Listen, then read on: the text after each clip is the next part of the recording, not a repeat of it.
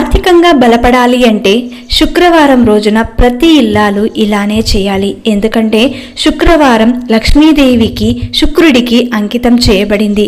ఎవరైతే ఆ లక్ష్మీమాతని అత్యంత భక్తి శ్రద్ధలతో కొలుస్తారో ప్రతి శుక్రవారం రోజున ఆ ఇల్లాలు ఆ ఇంట్లో సౌభాగ్యాలతో తులతూగుతూ ఉండవచ్చు. అష్ట ఐశ్వర్యాలు కూడా ఆ తల్లి కలిగిస్తుంది.